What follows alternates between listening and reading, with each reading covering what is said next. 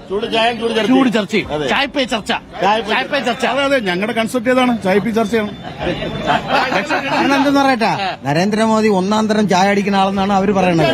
മനസ്സിലായില്ലേ? പക്ഷെ ചായ ഇവിടെ വിൽക്കൂല, കേരളത്തിൽ ആ ചായ വിൽക്കൂല.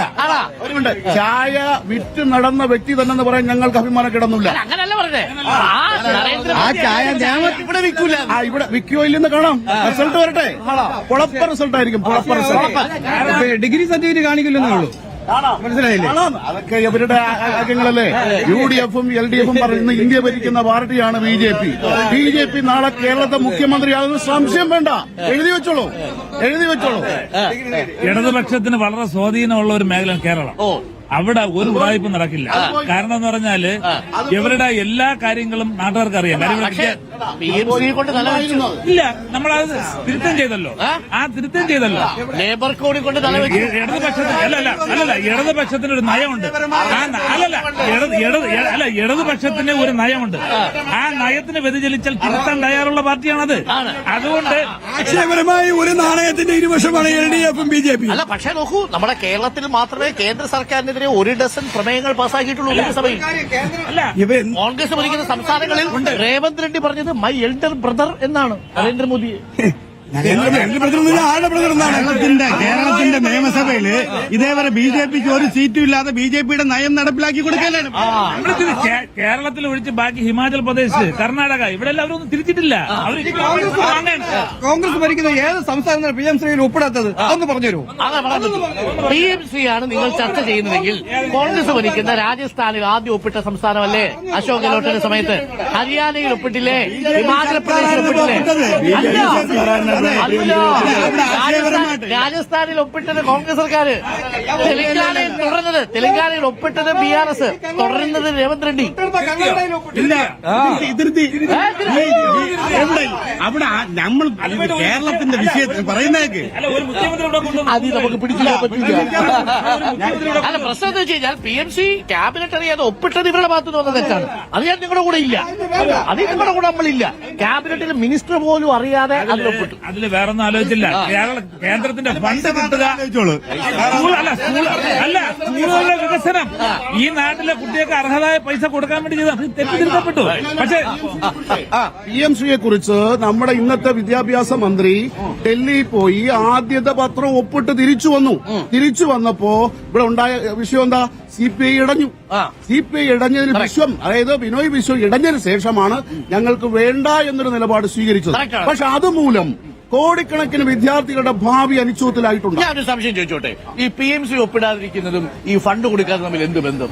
ഒരു ബന്ധവുമില്ല. പിന്നെ ഇതിനെ കൊടുക്കുന്നത്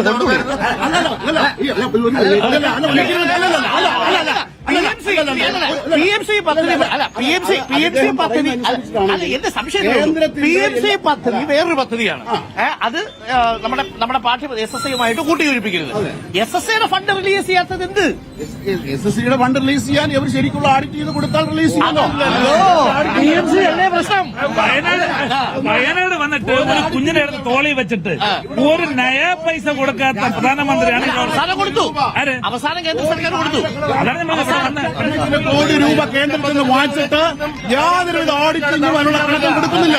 അതാണ് ആ ധാർഷ്ട്യമാണ്.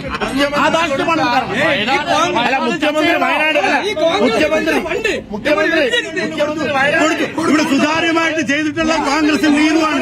ഞങ്ങൾ സ്ഥലം വാങ്ങി വീട് വെച്ചുകൊണ്ട് ഞങ്ങൾ കൊടുത്തു. 68 രൂപ എവിടെയാണ്? 668 കോടി എവിടെ കൊടുത്തു? ആ വീട്ടിൽ ആരെങ്കിലും താമസമുണ്ടോ?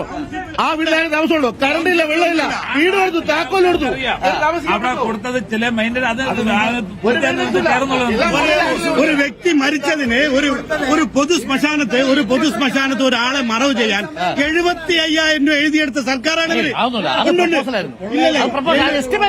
എസ്റ്റിമേറ്റ് അത് പോരെ. UDF ജോലി സതീശന്റെ ജോലിയാണ്. നുണയോട്ട് ഇറങ്ങുക. സതീശൻ കറക്റ്റ് കാര്യം പറയാം. പക്ഷെ ഒരു കാര്യമുണ്ട്, വയനാട് ചോദിച്ചാലേ കൊടുക്കും, കറക്റ്റാ കൊടുക്കും.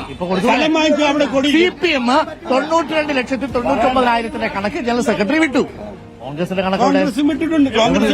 കോൺഗ്രസ് സ്ഥലം വാങ്ങി വീട് വെക്കേണ്ട പദ്ധതി സ്ഥലം വാങ്ങി അവിടെയാണ് ഡിവൈഎഫ്ഐ കൊടികുത്തിയിരിക്കുന്നത്. സ്ഥലം ഇല്ലെന്ന് പറയാൻ അവർക്ക് പറ്റൂല. അതെന്ന് പറയാം. ഒരു പഞ്ചായത്തിന് ഒരു പെർമിറ്റിന് വേണ്ടിയുള്ള ഒരു ഇതുപോലും കൊടുത്തിട്ടില്ല. ആര് പറഞ്ഞു കോൺഗ്രസ് വ്യക്തമായി അതുപോലെ സ്ഥലം വാങ്ങി അവിടെ വെച്ചിട്ടുണ്ട്. അവർ സ്ഥലം വാങ്ങിയില്ലെന്ന് ഇടതുപക്ഷക്കാർക്ക് പറയാൻ പറ്റൂല. പെർമിഷൻ കൊടുക്കാത്ത LDF സർക്കാരല്ലേ? LDF സർക്കാർ കൊടുത്തു. മേപ്പാടി പഞ്ചായത്ത് UDF ആണെന്ന് ഈ സർക്കാരാണ് ഇതിന് കൊടുക്കേണ്ടത്. മേപ്പാടി പഞ്ചായത്ത് ഇത് ചർച്ച ചെയ്യുമ്പോൾ 700 ശതമാനം കോടി രൂപ പിരിച്ചിട്ട് 700 ശതമാനം കോടി പിരിച്ചിട്ട് കറക്റ്റ്. അതായത് മേപ്പാടി പഞ്ചായത്ത് ഭരിക്കണ UDF പോലും അവിടെ ഇവർ അപേക്ഷ കൊടുത്തിട്ട് വീട് വെക്കാൻ അനുവാദം കൊടുത്തിട്ടില്ല. കൊട്ടിക്കോശിച്ച് കോടിക്കണക്കിന് രൂപ കൊട്ടിക്കോശിച്ച് പരിപാടി നടത്തി ഇന്ന് ആ വീട്ടിൽ ഒരാൾക്ക് താമസിക്കാൻ കഴിയുന്നുണ്ടോ? ഇല്ല. അതില്ലല്ലോ. താക്കോല് കൊടുക്കുമ്പോ അതായത് ലീഗ് വീട് കൊടുത്തപ്പോ ആ ലീഗിനകത്ത് വീട്ടുകാർക്ക് കയറി താമസിക്കാമോ? പക്ഷേ ടൗൺഷിപ്പിൽ വീട് കൊടുക്കുമ്പോ അവിടെ കറണ്ടും വെള്ളവും കൂടി ഉറപ്പാക്കണ്ടായിരുന്നു. അതിനുള്ള ഒരേ ഒരു കാര്യം ആനയെ പോലെ ആട്ടുകുട്ടിക്ക് ചെയ്യാൻ പറ്റൂല. 174 വീടാണ് സർക്കാർ പണിതുകൊണ്ടിരിക്കുന്നത്. 50 വീട് കൊടുക്കും പോലെ അല്ല. 1000 വീട് കൊടുക്കുമെന്ന് പറഞ്ഞ ആനയും ആട്ടിൻകുട്ടിയും തമ്മിൽ അടിച്ച് പാവപ്പെട്ട ജനങ്ങൾക്ക് ലക്ഷോപലക്ഷം ജനങ്ങൾക്ക് ഇവിടെ കുടിലില്ലാതെ പുറത്ത് അവര് അന്തി ഉറങ്ങുന്നുണ്ട്. അതിനൊരു തീരുമാനം ഈ LDF UDF കൂടെ ചെയ്യാം. നരേന്ദ്രമോദി എന്നെ വീണ്ടും തുടർന്ന ഈ വഴിയാധാരം ആവണല്ലോ. കാരണം വന്ന് കൊച്ചിനെ എടുത്ത് ഒക്കത്ത് വെച്ച് അപ്പൊ ഞങ്ങളൊക്കെ പ്രതീക്ഷിച്ച് ഇപ്പൊ കൊടുക്കുന്നു. പക്ഷെ ഒന്നും കൊടുത്തില്ല. അതാണ് ഞാൻ ഇരിക്കുന്നത്. പണ്ടല്ലേ പോകത്തില്ലാന്ന് പറഞ്ഞു. പക്ഷെ അത് ഹിന്ദി ഭാഷ അറിയാത്തോണ്ടെന്നാണ് നമ്മൾ പറഞ്ഞത്. നരേന്ദ്രമോദി പറഞ്ഞാണ് 15 ലക്ഷം രൂപ എല്ലാ വ്യക്തിക്കും അക്കൗണ്ടിൽ വരുന്നത്. ഞാനത് പ്രതീക്ഷയാണ് ഇരിക്കുന്നത്.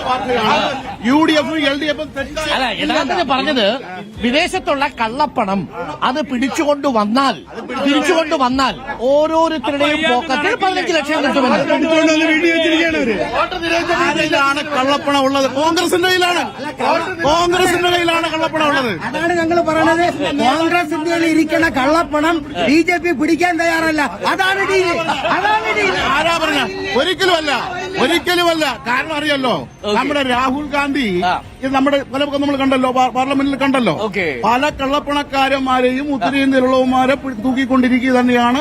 അങ്ങനെ ലക്ഷക്കണക്കിന് കോടി ഫണ്ടിലേക്ക് വന്നു. പക്ഷേ ഇലക്ട്രൽ ബോണ്ട് കൂടുതൽ കിട്ടിയത് BJPക്കാണ്. തീർച്ചയായിട്ടും ഒരു കാര്യമുണ്ട്. ഇലക്ട്രോണിക് വോട്ട് എണ്ണുമ്പോൾ കോൺഗ്രസ് ജയിക്കുമ്പോൾ ഇലക്ട്രോണിക് ആണ്. ഇലക്ട്രൽ ബോണ്ട് സുപ്രീം കോടതിയില്